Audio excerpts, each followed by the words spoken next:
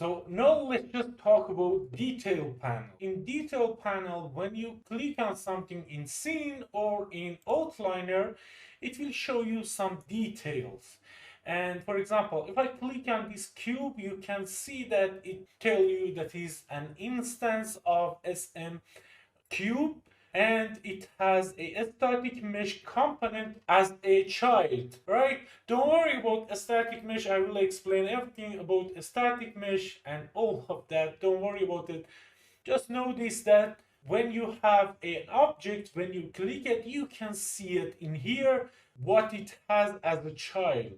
Next, if you go down, there is a lot of options in this detail panel for whatever we have in our outliner or in our scene. So for example, in here I did click on this static mesh and it will give us a transform, choosing of static mesh and materials. Don't worry about all of them.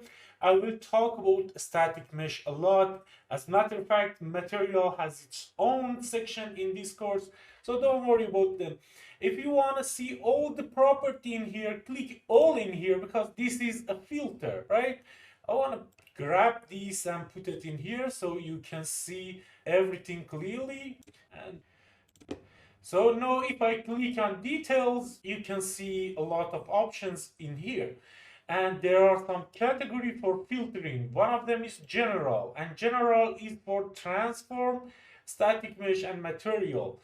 And with this transform, we can change the position of our static mesh or whatever we have that we select with this transform section. So for example, if I want to change the object location in the x-axis, I can just grab this and you can see it's changing in x-axis. And the important thing in here, you can see if this is relative or if it is a word. And this relative, it's like local space that we did talk about it.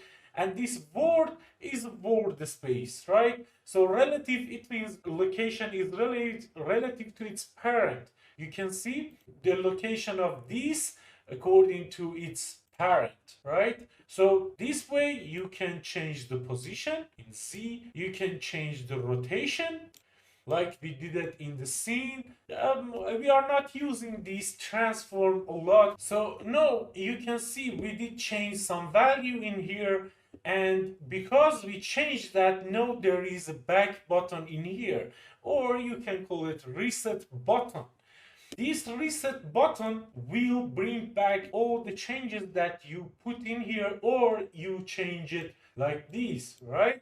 So if I change this, so for example, for rotation, if I click on this reset button, it will go to initialize value that is 0, 0, 0.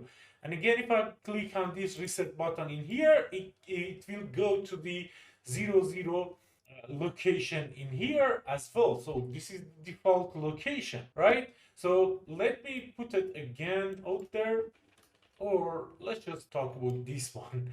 So again, because the default position is 0, 0, 0, and this is not a default location, so there is a reset button in here. And if you click, again, it will go to 0, 0, 0. No, there is an icon in here for locking. What is that?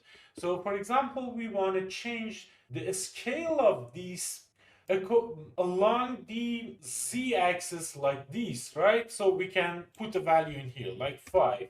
Now you can see it stretch in the z-axis by 5, right?